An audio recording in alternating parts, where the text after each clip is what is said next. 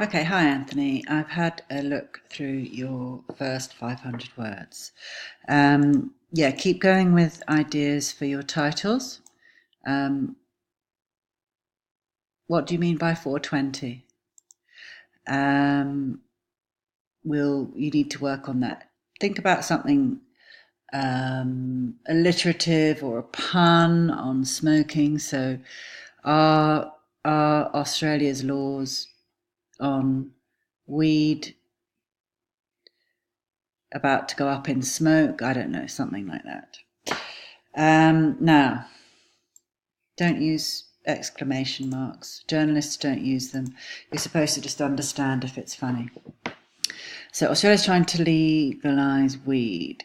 Now, I just need to be clear. If you're writing, did the article that you look at actually have used the word weed? Are you writing for the Huff Post or are you writing for the Guardian? So that will determine whether you can use weed or you have to stick to the more formal way of describing it. So you're saying, so what does this mean? Now remember, who is your target audience? So what does this mean for us Australians? Well, for one, this would mean that anyone over the age of 18 will be able to purchase weed from retail store. Will be able to go up to, okay? Now, although these laws may seem over excessive to Australian culture, what do you mean here? Which laws?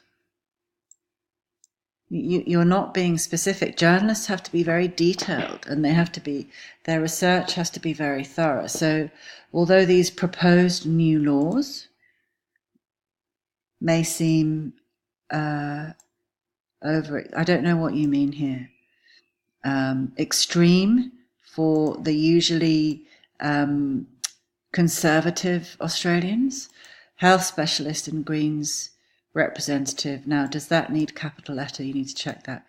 Richard Di Natale believes it's the right thing to do and that Australia needs to change. Good. So you've got, he's your expert witness.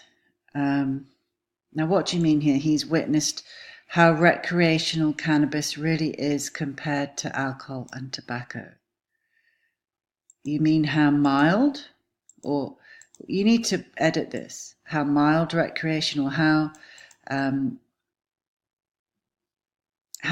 effects of recreational cannabis stack up compared to alcohol and tobacco. You need to get these in, your facts and stats. So this is a persuasive, so you need to say, you need to start using a few more techniques. It would be fair to say, or I'm sure you would agree that for most Australians, cannabis is considered a gateway drug that leads to more dangerous addictions or more dangerous. Now, you haven't even mentioned the current laws, which you've got Class A drugs.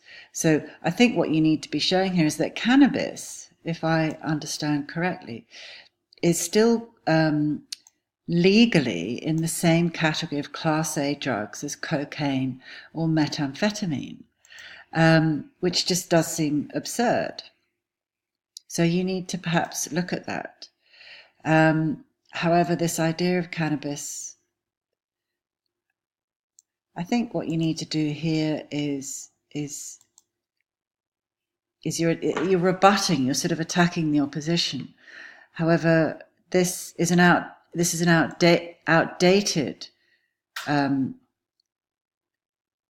and this outdated idea or this outdated perception of cannabis as a gateway drug is a common misconception for which Di Natale blames the criminal network. And I don't know what this is, dodgy dealer, for being the reason cannabis users seek, no, it's not really seek or progress to other drugs after the use of cannabis. You're repeating cannabis a lot, so you need to just look at that. Di Natale believes that, I think here you need to insert,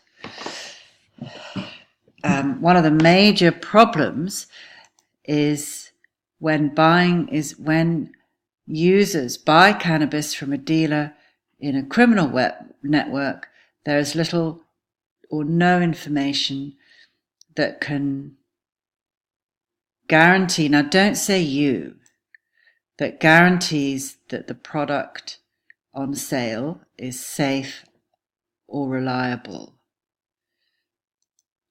I think here you may insert some stats of what often, in what way is it not reliable? Is there any proof that unscrupulous dealers will often cut? I know that ecstasy pills or drugs could be cut with caffeine or even worse, bleach, household bleach, and it's these products that actually can cause the fatalities, and that's why pill testing is now, they're trying to bring that in, and they've just brought that in at a few festivals, the Groove and the Moo in Canberra. You might refer to that, but that might get you off track. But I think you need here to back up. What do you mean if you're saying that there's no guarantee that they're safe and reliable if you buy them from a drug dealer? What is unsafe that is put into cannabis? Di Natale believes he has a solution to this issue.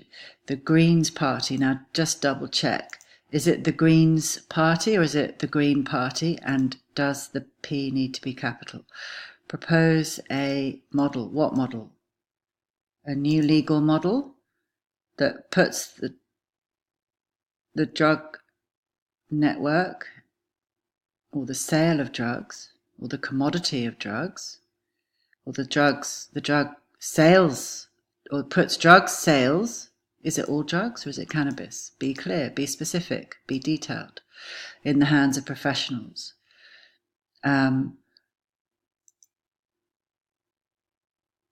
It's a sort of quite out there proposal, but you're going to find a word that says that. The individual able to purchase through a licensed outlet with trained professional providing accurate health on their product. On the product. Just like, so here's a opportunity for a comparative use of comparison. So you might say, no different to current laws guiding the sales of cigarettes and of tobacco and alcohol. And then you go on to the benefits of this are, and then you're going to, and you've got to be inserting more persuasive techniques, Anthony. The benefits of this are clear for all to see, or there's no doubting the benefits of this, meaning there'd be lower risk product, provide you with more information and help if needed. So just, you've got to be adding in persuasive techniques. Now, you're talking about the drug laws and equating it with the same level of punishment as murder, but what you haven't done is you haven't actually given us a succinct overview of Australian drug laws and a history. And I think the point of this is that they were, if I remember correctly, were created many years ago, before some of these new drugs like ecstasy and methamphetamine came into being. But cannabis and marijuana have never been downgraded from Class A. So really they're no more addictive or harmful than drugs and alcohol, and yet they're graded Class A and carry penalties. Now, in a court with possession, I don't think that's right. With possession of, and it's not persecuted, it's prosecuted with the same charges as murder. Anthony, you I really don't think that's right, but if it's true, then I stand corrected. Consequently, society prejudices these individuals, viewing and treating them as cold-blooded killers. Now, I don't agree with this. I think you can say, again, persuasive techniques. This is ridiculous. That a drug that's used for the same recreational relaxation purposes as alcohol or tobacco should carry such tough penalties. And isn't this ridiculous at a time when Australia's legal system is under pressure and overrun with cases to try? So you've got some, I think, yeah, you can quote him, but I think you need to find somebody other than Di Natale. And you've repeated statement, and you need to write your numbers out as words and percent as words. I've already taken the decision to take. Well, I think you're making it sound like it's a big risk. I think what you need to do is saying, if almost 30% of Australians have already tried cannabis, is it really that bad? Changing the playing field on the war on drugs. The war on drugs is actually a war on people. And you've said statement again. Australians, now you're using possessive apostrophes for just plural Australians.